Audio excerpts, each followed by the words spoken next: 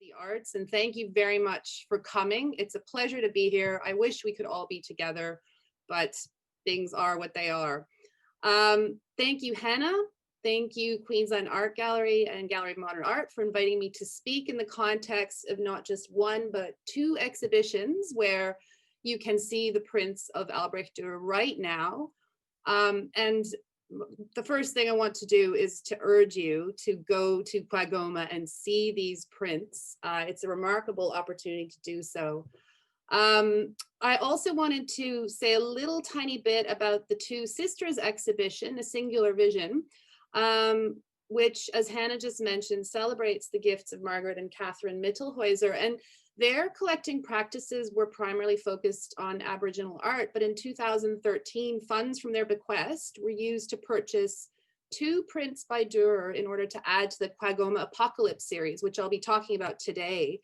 And I understand that both Mittelhäuser sisters studied at UQ, which is where I teach. I'm sure they'd be pleased to know that their generosity has resulted in an incredible resource for students, as much as the art-loving public in Brisbane at large. So that show is very much worth your time. And the second show, the Revelations show, curated by the wonderful Sophie Rose, who is an assistant curator at Quagoma and also studied at UQ, where she earned an honors degree in art history. So it's very exciting to see Sophie's show and how, you know, the Dürer prints are brought beautifully to life there. I urge you to go and see this show.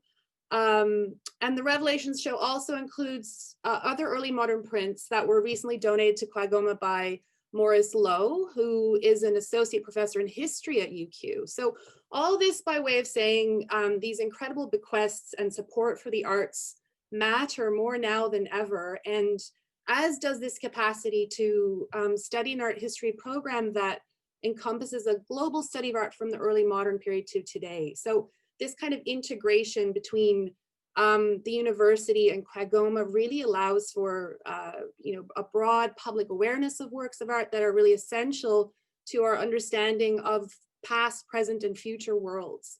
So I couldn't be happier that those prints are up, and I couldn't be happier to be here today to speak about them, even though the topic I've chosen is quite grim.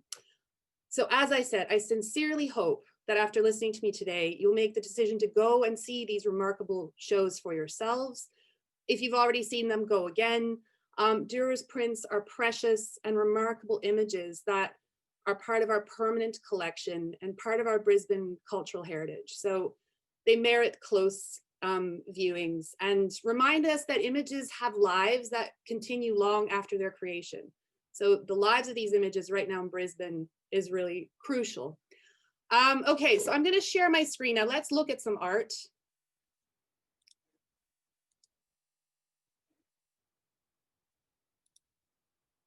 Okay, so hopefully you can all see this incredible image, the 4 horsemen of the apocalypse, on your screens on your left.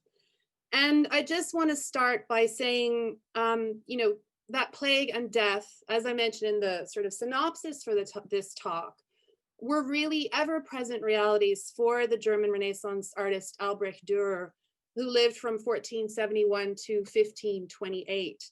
And we know from his diaries that of his 17 siblings, only 2 survived into adulthood. That's quite remarkable. We know from, you know, he carefully documented the hardships faced by his mother, who endured multiple illnesses, not to mention 18 pregnancies. And he worried about his father's soul after his death and prayed fervently for him. I'll say more about these personal experiences later in my talk. We also know that Dürer often traveled abroad in order to flee outbreaks of the plague in his hometown of Nuremberg, and that such epidemics occurred at least 3 times during his lifetime. This is a quote from Dürer. He said in one of his poems, "Anyone who is among us today may be buried tomorrow." Ouch.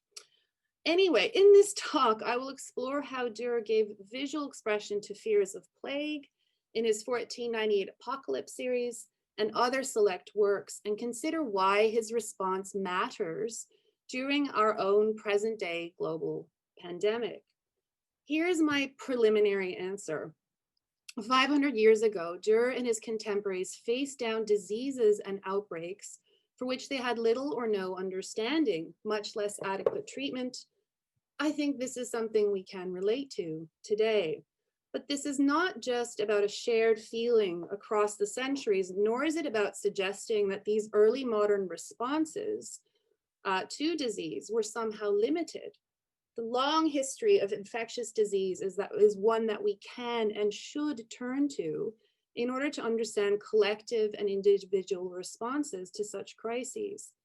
Visual culture is an integral part of this history, and intelligent artists like Dürer are amongst the most important barometers we have for understanding the impacts of such calamities.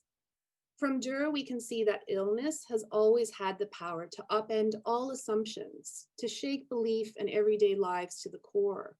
Historical, literary, and visual accounts, now being studied with great care by humanities scholars, can help us understand something of ourselves. Now, Dürer was exceptionally skilled at giving expression to the fears and anxieties of his age. The image you see on your screen right now is from the Apocalypse series, a set of 15 woodcuts in which he visualized the biblical end of days. Have a careful look and gather together your own impressions. If you already know the image, look again, please.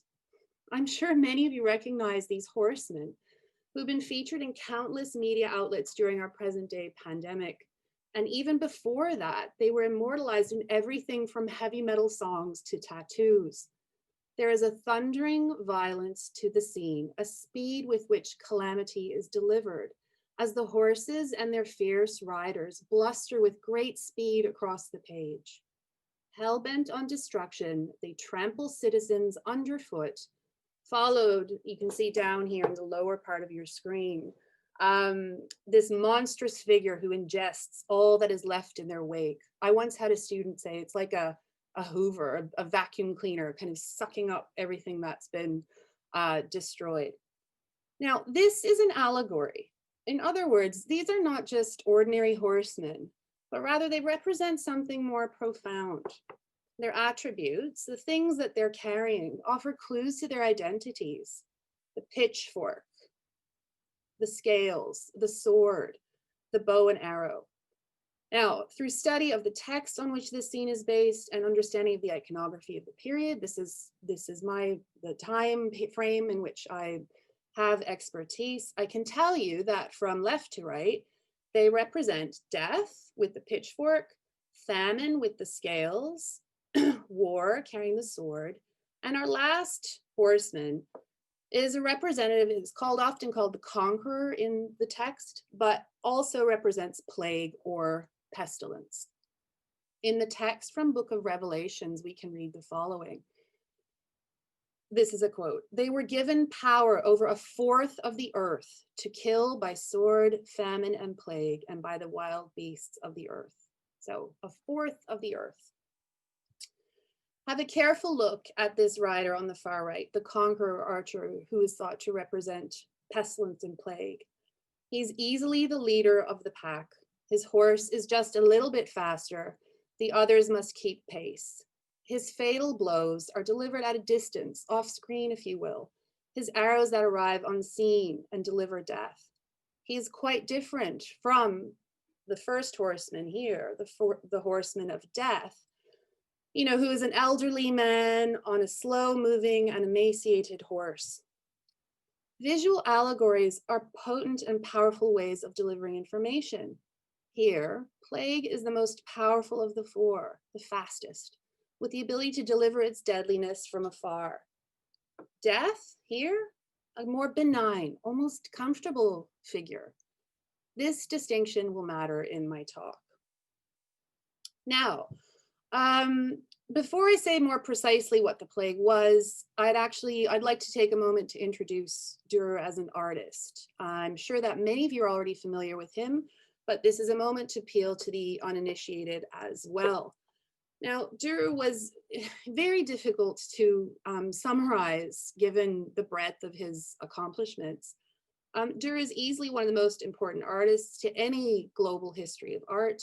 He matters beyond what we call the Renaissance or his geographical context in Germany.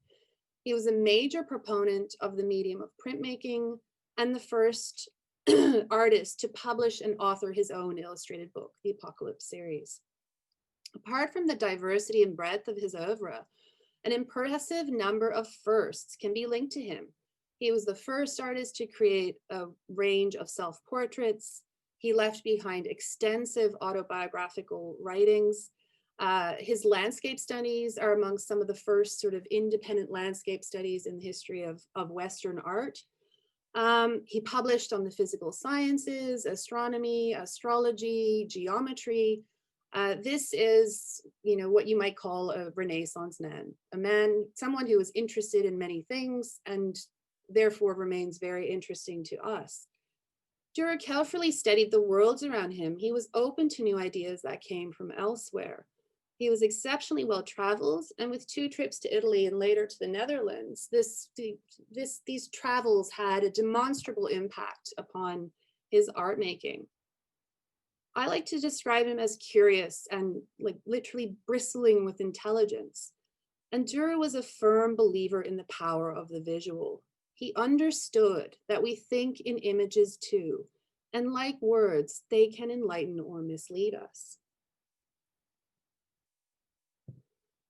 Now, I've already mentioned that Dürer was from the town of Nuremberg, which in the 15th century was one of the biggest and most prosperous cities in Germany, and for that matter in Europe, with a population of about 50,000.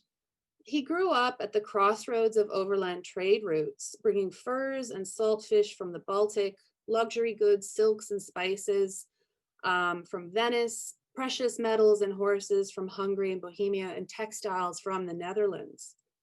On the left here, you can see a cityscape of Nuremberg from a book called the Nuremberg Chronicle, which was published in 1493. It's one of the most remarkable and popular books of the 15th century. It also happens to be one of the works included in the Revelations exhibition now on at Quagoma, so you can go and see it for yourselves.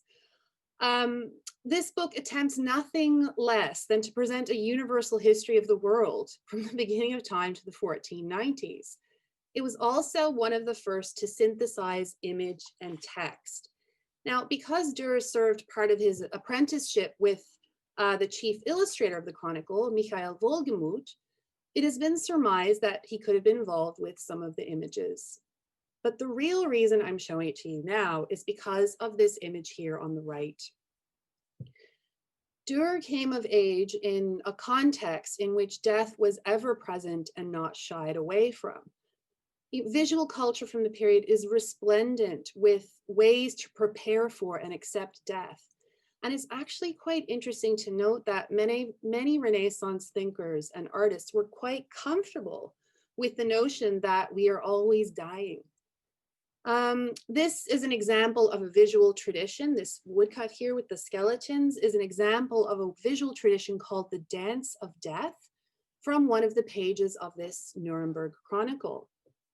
4 skeletons are playing music and dancing gleefully above a recently deceased and still decomposing corpse. But the touch here is light, almost humorous. You will die, you may as well accept it and have some fun. Indeed, the all-conquering and equalizing power of death found insistent expression in drama, poetry, music, and visual culture of the medieval and early modern periods. Because death surrounded and was ever present and inevitable, we could say, in fact, that there was a stoic acceptance, or at least a kind of level of comfort with death. Unlike here. So this is an image called Plague in the House. And the reason I'm showing it to you is as a point of contrast with what we just saw with this Dance of Death, because there is a distinction to be drawn between simply dying and dying painfully from the plague, an infectious disease that was well known to Dürer and his contemporaries. Just as plague and death were represented by Dürer as different apocalyptic horsemen in that very first allegory, the experience rather of plague offered up realities and sensibilities that can be contrasted to simply dying of old age. This is starkly seen in the visual culture. Have a look at this mid-16th century woodcut, Plague in the House, and consider how different it is to the Dance of Death that we just looked at. Here, there is no cheer. The victim of plague is stretched out in the top right and has a sore that is visibly seeping. Other bodies and animal corpses are strewn about the room. The attendants have no better protection than handkerchiefs pressed to their faces, an instinctive move to avoid the stench of plague-ridden bodies. Let's remember that they would not have understood community transmission in the same way we do. Germ theory comes later in the 18th and 19th centuries, but then as now, facial protection was important, albeit for a different purpose. What we understand now is that plague is an infectious disease caused by a bacterium, usually spread from rats to humans by means of flea bites. Now, the media of late has often delivered grisly details of the most devastating pandemic in history, the 14th century Black Death or bubonic plague, which peaked around 1348 to 1350. Estimates for the death toll from that particular instance of the plague are between 75 to 200 million people, or 1/3 of the population of Europe. Many chroniclers from the time noted that there were not enough living to bury the dead. Now, you'll all recall the tense moments before the World Health Organization declared COVID-19 a global pandemic. And I think we can take some cheer from the fact that COVID-19 is still relatively low on the list in terms of mortalities from the worst pandemics of all time. According to the World Health Organization, the deadliest global pandemics have been the Black Death, which I just mentioned, 75 to 200 million. The flu pandemic of 1918 to 1920, when 20 to 50 million people died. The HIV/AIDS pandemic, circa 2005, 2012, when 36 million people died. Earlier plagues like the Justinian plague in 541, there were 25 million deaths there. And the Antonine plague of the 2nd century when 5 million people died. After this, there are cholera, flu, influenza pandemics of the 19th and 20th centuries that took about 1 million lives each. And this is around where our present day coronavirus pandemic sits, at about 1 million deaths in over 214 different countries. And I think we are at around 38 million cases at the moment. I realize there is nothing cheerful about what I'm saying. Perhaps you wish you had gone for that coffee instead. Anyway, to come back to this material, such details and numbers are horrifying, but we must be cautious before we generalize. Just as the experience of the pandemic today differs between, say, Darwin and Melbourne, or New Zealand and the USA, for my present discussion, it should be noted that Nuremberg, where Dürer lived, was largely spared from that plague pandemic of the 14th century, although Nuremberg as a city did experience later outbreaks of the plague. It is erroneous to think that the whole of Germany was impacted by the Black Death. Humanities scholars are now engaged in important comparative regional studies in order to establish a more realistic picture of how infectious disease ravaged populations. And I imagine that once we get through the present day pandemic, there will be similar studies and attempts to draw conclusions. So I'm not for one moment trying to equate the experience of plague with the experience of coronavirus. My point here is that there is something to be said for an art historical understanding of responses to disease. To understand the iconography and language of infectious disease will mean paying attention to the different geographical and cultural backgrounds of artists, chroniclers, and medical practitioners who influenced perceptions of and responses to the plague. What attitudes towards infectious disease can be discerned? What role does cultural difference play? Those questions can be asked of the 14th century as well as the 21st. Coming fully back to my theme for today, while Nuremberg may have been spared the 14th century plague pandemic, the city did experience outbreaks of plague in 1405, 1435, 1437, 1482, 1494, 1520, and 1534. We know this from the meticulous accounts maintained by city officials. So Dürer may not have experienced the Black Death pandemic, but he did experience and respond to plagues of 1482 and 1494 as a young man, and in 1520 as a 49-year-old adult.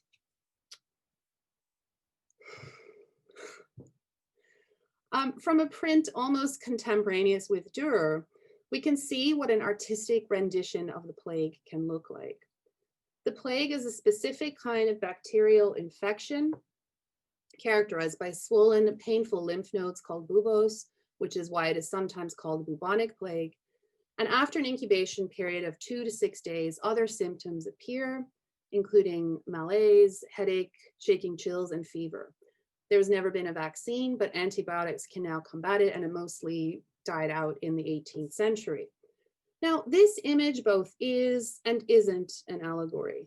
The buboes and sores are palpable on the afflicted man, who is barely covered by his garment, enabling a full visualization of the plague, of the effects of the plague on his body. He holds his head in the pose by now associated with melancholia. The woman accompanying the victim is a healthy counterpoint, and the words literally coming from her mouth are begging for mercy. Take a careful look above both figures at the cause of the disease. This is a demonic character with a bird-like face, serpent tail, wings and arms on a human torso who floats above. The demon of the plague is inflicting wounds with a rod, almost as if he is flagellating the diseased. Again, to reiterate, allegories contain important information about perceptions. And this image is from a field book on the study of wounds by the respected Dr. Hans von Gersdorf. Once again, let's remember that germ theory is a long way off, and perhaps there is cause to chuckle with our present day understanding of bacteria and microscopic ways that diseases are transmitted. And yet, this is still a visual attempt to account for and portray infectious disease. And the anonymous artist is using creative powers of visualization to show what can, in a way, never be seen: the transmission of disease. Okay, and like the demon of the plague in Dr. Gersdorf's field book, have a look at these creatures over on the left of my screen, and we arrive at Drers Apocalypse and thinking about 1494 as a kind of bookend for Dürer when he would have experienced the plague. So the strange creatures that populate Drers Apocalypse series are attempts to explain the inexplicable. In visualizing the biblical book of Revelations, Dürer had to give life to and imagine extremes of nature and stretch beyond everyday experience. While his visual series was not made solely as a response to plague, there are multiple historical factors that can be read into what he chooses to show us. As we've seen with his Four Horsemen, part of his treatment did involve reflection on calamities, including the plague.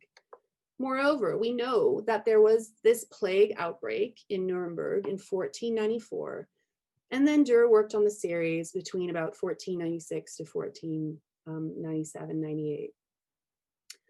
What was Dürer's life like before the plague, and how did he experience this outbreak? I know this may sound like a silly question, but I can't help it. I think to some degree, we've all been remembering life before coronavirus, and imagining life with great hopefulness afterward. In an effort to work toward a more kind of localized knowledge, a kind of microhistory, I just want to consider for a minute 1494 as a year in Dürer's life. What happened?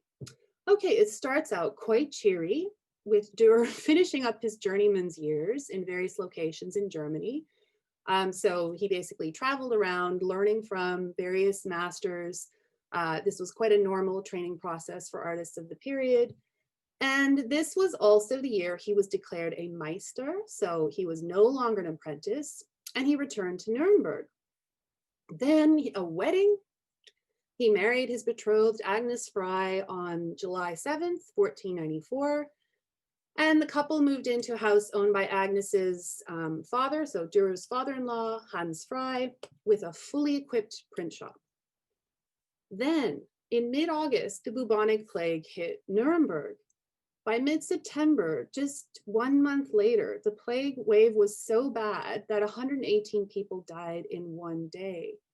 By the time it was over, 9,000 victims had been buried in mass graves. This from a city population of about 50,000. We know from historical accounts and chronicles that many of Nuremberg's elite and wealthy fled the city to their summer mansions outside of the city to survive. Kind of like how, if you read the New York Times at all during the first outbreaks of pandemic in New York, you had sort of wealthy New Yorkers heading up to the Hamptons and so on and so forth, and real estate boomed outside of there. So again, kind of analogy. Now, what did Dürer do, you may ask? He fled to Venice, as you do. So plague outbreak, Dürer takes off to Venice. And there are drawings. So how do we know this? Well, there are a set of drawings that seem to indicate that Dürer first went to his wife's cousin's estate in what is now a part of Switzerland. Thereafter, continuing on to Venice to learn, to continue his training, if you will, with Italian Renaissance artists. But scholars have long been frustrated that for such a well-documented artist, and he really and truly is one of the best documented artists of that period, we have accounts from him, we have accounts from the city that involve his name, these kinds of things, but we have no idea where his wife Agnes or the Dürer family, so Dürer's father, mother, living siblings, where they were during this time. So the conclusion is Dürer either took off and left his new wife behind to experience the plague in Nuremberg, or that she and his parents came with him. I know this seems sort of like minutia, but it is really important to our understanding of Dürer's biography. It wouldn't be a kind thing to do necessarily to leave loved ones behind like that and take off and go and study art. So it's always been part of the question marks around this moment in Dürer's biography. We know they survived it, but Agnes and Dürer's parents' deaths are documented later, but where or how is unknown. Okay. So in the spring of 1495, so I guess the point is he experienced the plague, but he also did something about it and headed off and, spent time in Venice and came back. You see the point. Okay, so in spring of 1495, Dürer is back home, picks up where he left off in his own workshop in his hometown of Nuremberg. And he works on the Apocalypse series between 1496 and 1498. And this was his first major success as a printmaker. It established his reputation. It was also the first illustrated book to be conceived by major artists in the history of art. What is he showing us? So here you have this dizzying array of the whole series presented to you. And over here on the left, you can see just how many different donors have participated in bringing the entire collection to Qagoma, which is, starting with the very important gifts of Selina Rivers in 49 up until the Qagoma appeals of 2013, and then the addition of later works around that time. What is he showing us? Okay, these are 15 large woodcuts plus a title page that isn't shown here, in which he's visualizing the book of Revelations according to St. John. Now, the writing of the book of Revelations is a story in and of itself, written in the 1st century by St. John, who had been banished to the island of Patmos. He sequestered himself in a cave and wrote a book of his visions of the apocalypse. If you go to Patmos today, you can still see the cave where supposedly this occurred, and there's a rock for a pillow, and it's entirely melancholic and grim and fitting for the kinds of visions that arose in that exile. So this is about the unveiling or the coming of the end of the world, the horrors of doomsday, the signs and portents that preceded it, And it's basically an extended allegory foretelling the destruction of the wicked, the overthrow of Satan, the establishment of Christ's kingdom on earth. So it is this biblical text. Now, from about the 8th century onward, this was a theme that had preoccupied many artists. There are plenty of examples of apocalyptic scenes in illuminated manuscripts, sculpture, stained glass, and frescoes, engravings, tapestries. But until Dürer, it had never been visualized in such an intense and forceful manner, or for that matter, so widely distributed. Again, I beg you to go and see it for yourselves. This is like, when I look at it all together like this, I just think it's like a storyboard for a horror film. You know, Dürer's the director. He's bringing forth these recurring characters like the seven-headed dragon, the angels of destruction, all with these surging movement from scene to scene, nightmarish and horrific images portrayed with very rhythmic kind of lines and a dramatic flair. He's described as the Apelles of black line. So Apelles is a artist from antiquity. Dürer doesn't need color to make his works shine, to make his ideas shine through. So this is a really crucial moment in the history of printmaking.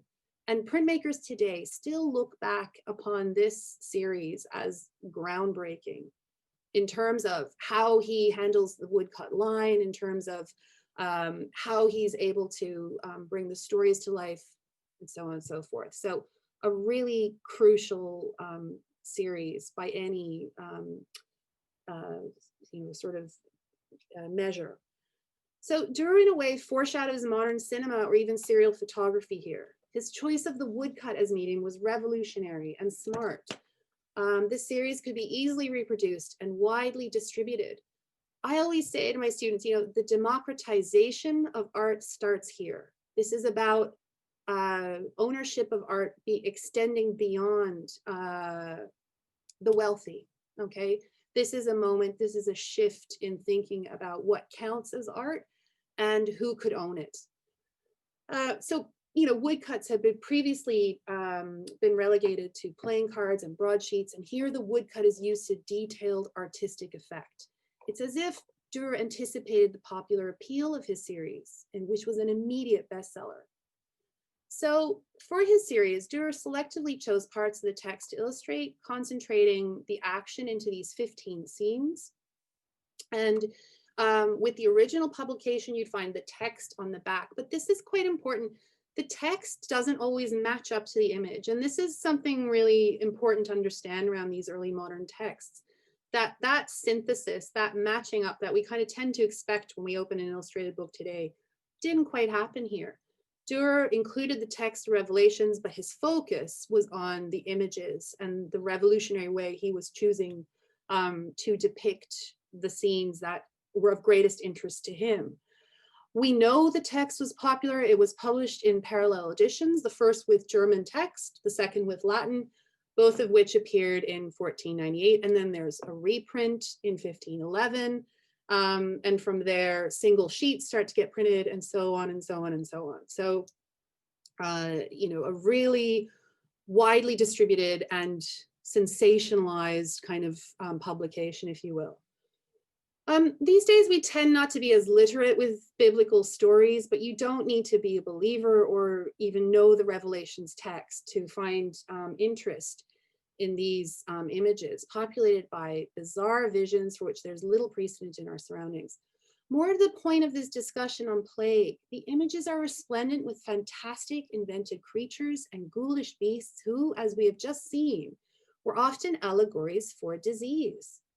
These creatures were a way of articulating something about fears of the unknown, not to mention environmental destruction and calamities like the plague. In turn, they are counterbalanced by ordinary individuals in familiar Nuremberg landscapes, a reminder that this could happen to anyone.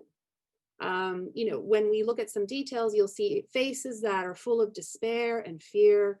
And I would describe this as a kind of reaction to the extraordinary situations in which ordinary people find themselves. Why was there such interest in this book? Past scholars have surmised that in publishing his book in 1498, Dürer was capitalizing on fears surrounding the coming new century of 1500.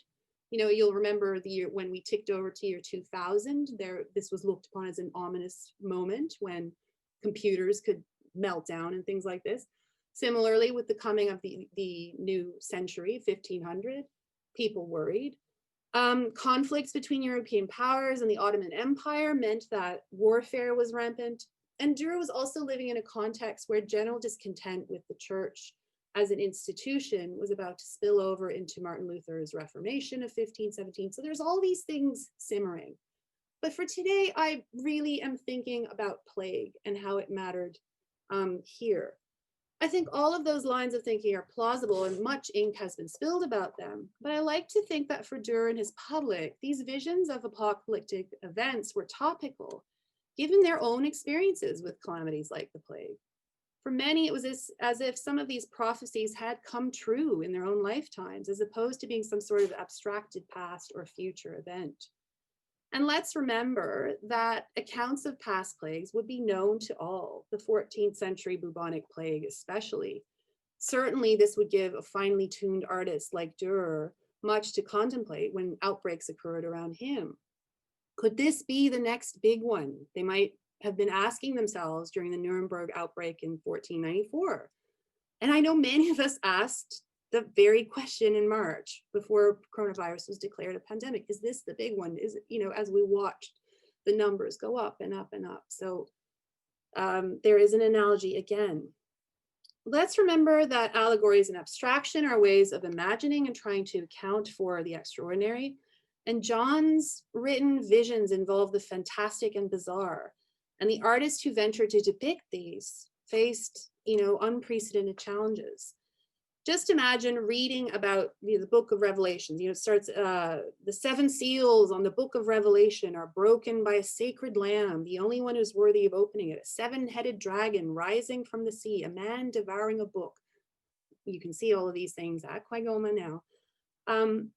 You know, and in the show at Quagoma, all the images are accompanied by the relevant text from Book of Revelation. So it's really a great moment to see how Dürer interprets the text. So I just want to go through a couple of highlights here. I refer to this set of images as, you know, bad things come in fours. And we have our friends on the left here, the 4 riders of the apocalypse, who we've already met and who appear when the first 4 seals on the scroll presented by Christ to a lamb with 7 horns and 7 eyes are broken. I know it's an apocalyptic vision, everybody. And according to the text, the 4 horsemen go out one by one, but Dürer shows them together like this squadron, you know, charging directly at its victims. I already mentioned that quote, you know, they were given power over 1/4 of the earth to kill by sword, famine, and plague, and by the wild beasts of the earth, and so on. On the right, you have the battle of the angels, which occurs when the 6th trumpet released the 4 angels of death and their cavalry, whose horses had lions' heads that breathed fire and serpent-headed tails. As God watches from above, the angels draw their swords and slay pope, emperor, and commoner alike. And that is a common theme here, from king to ordinary individual. And similarly here, king, pope, commoner, no one is immune. Everyone is affected. Here's probably one of the best characters in the story, the 7-headed beast. And the 2 prints on the right here in the middle and the right are the ones that were donated by the Mittelhäuser sisters and are featured in the 2 Sisters exhibition right now. You know, she's the 7-headed beast is one of the stars of the show. You know, it's really interesting to me because Dürer is often celebrated for his naturalism and as a kind of a staunch realist who was uninterested in mythology. And I could give another lecture on his proto-scientific studies, you know, and that mode of engaging with nature. But, you know, here he embraced the challenge of presenting a creature he could never have seen. A supernatural event replete with, you know, mystical elements, a way of accounting for calamities past, present, and future. And Dürer seems to have relished depicting this beast, which is never in the same position. It's moving around. It's, you know, shown engaged in different activities. So absolutely a really wonderful kind of moment to understand just the bizarreness around the apocalypse revelations, the revelations of St. John, and how Dürer chose to depict them.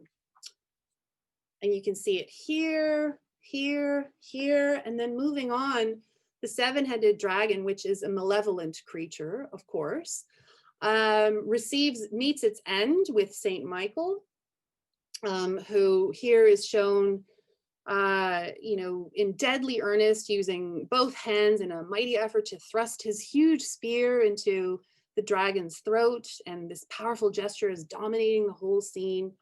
And there are hosts of other warring angels. So there are good angels in this story and bad, and these are the good ones. And here another angel locking away the devil into the bottomless pit, while up above here you see St. John, an angel pointing out to St. John the New Jerusalem. But meanwhile, we have these birds swooping in, which are described in Book of Revelation as gathering to eat the bodies that have been disseminated during all of this destruction. It's all quite dizzying, really. And as I said, the best way to experience the series is to head to see the 2 qagoma exhibitions, and I promise you won't be disappointed. Now, for the last part of my talk, and I see now it's 1/4 and I'd like to take some questions if there are any. I'd like to return to something I was discussing earlier, namely Dürer's own personal experiences. It was not only through depictions of the fantastic creatures of the apocalypse that Dürer responded to plague and death. I want to finish up with some works that speak to Dürer's experience in more personal and tangible ways.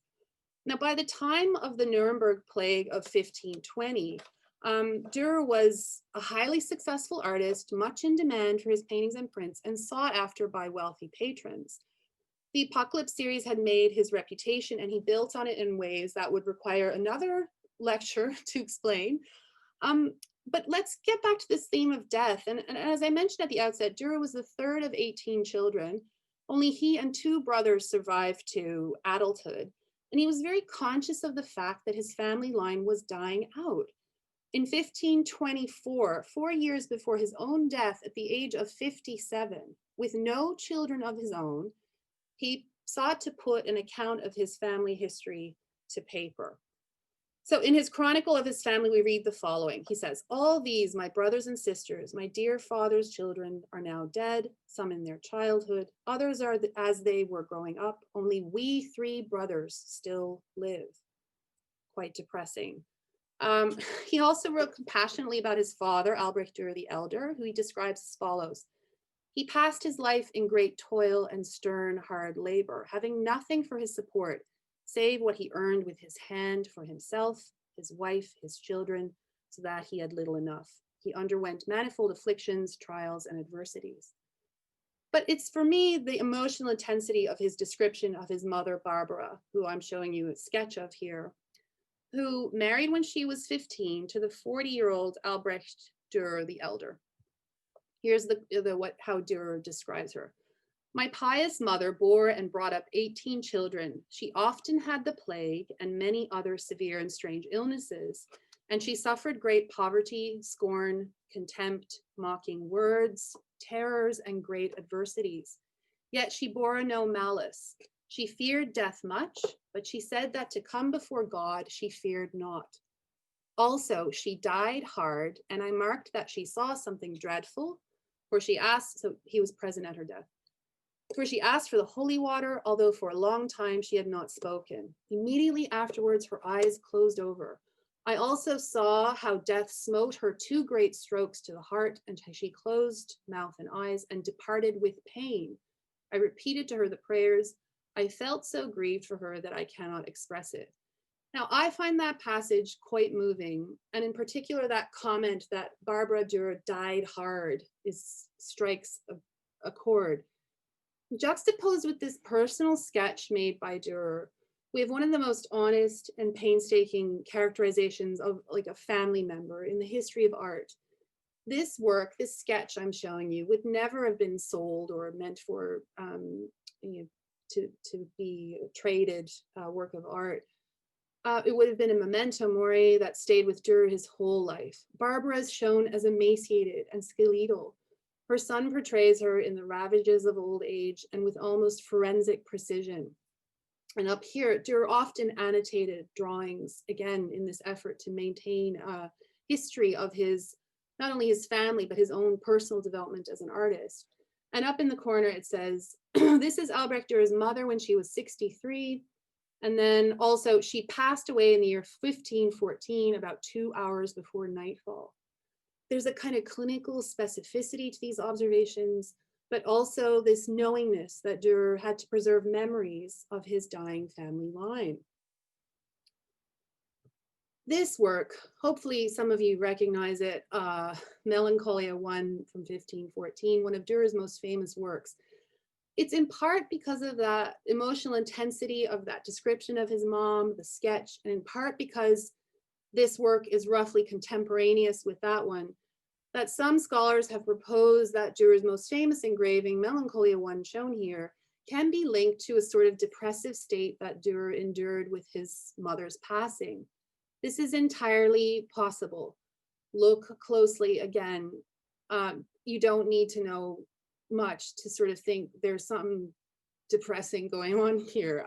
The ponderous angelic face, the clutter of objects that are not being used, the deathly pallor of this emaciated dog, the bat in the distance unfurling his sordid message on his wings, the comet, a portent of doom in the period, the ladder leading to nothing, scales, again, we saw that that was a symbol of famine, and the hourglass, so often used in Renaissance works as an indication of mortality, steadily counting down to death. Once you start looking for symbols of mortality in this work, it can be hard to stop. And some have even seen in the gargantuan, so this huge rock here, this ponderous rock that sort of dominates a third of the field. Again, a lecture for another time.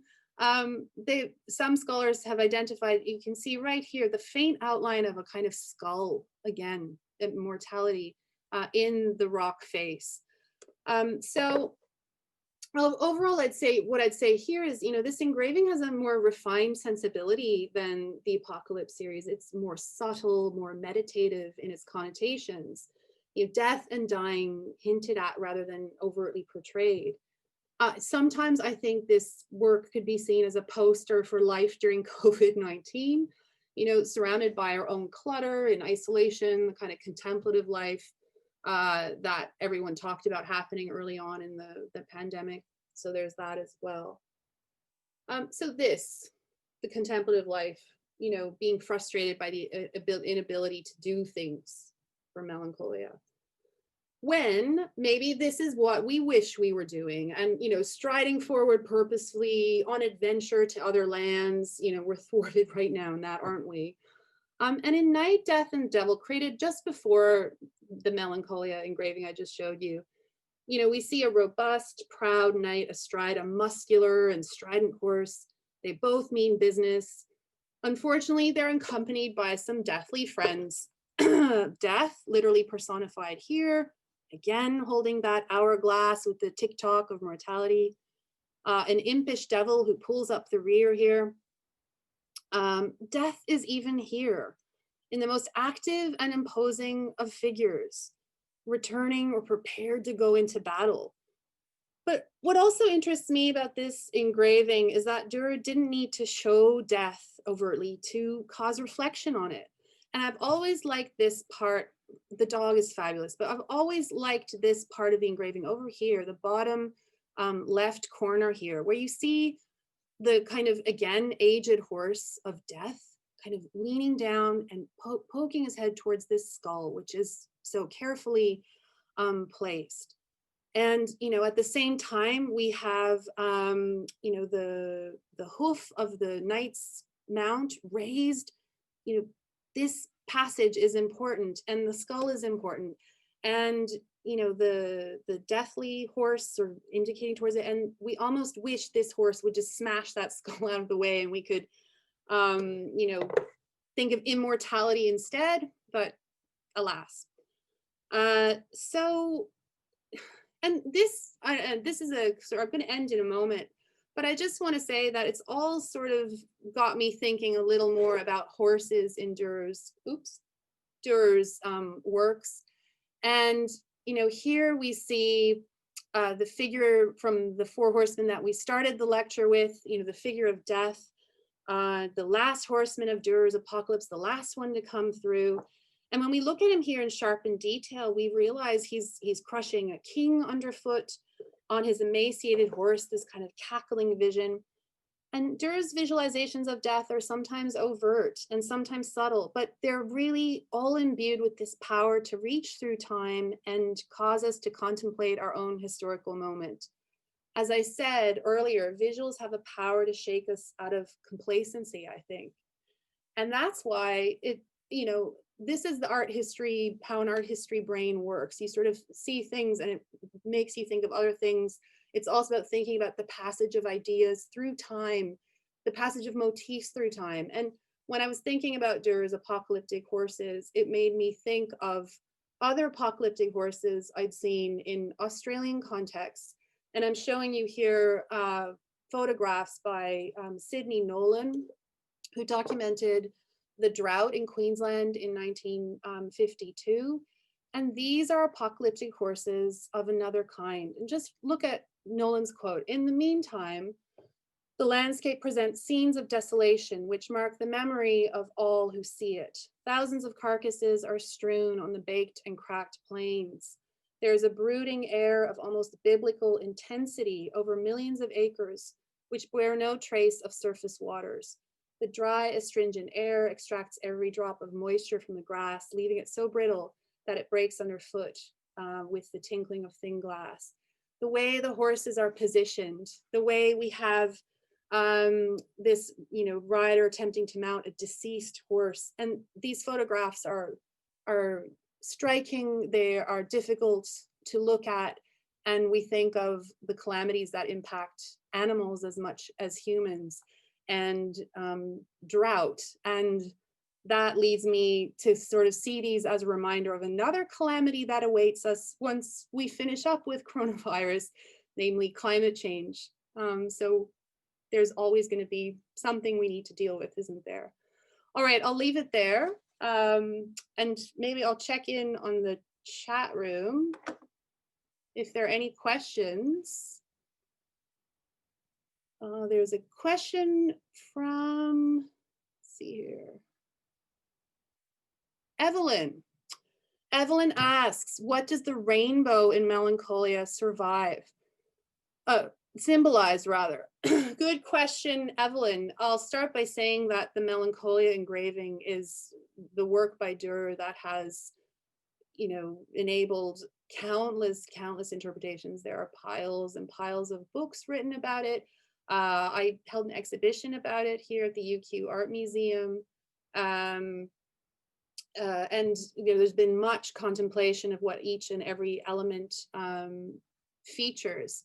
I'm just going to go back to actually show.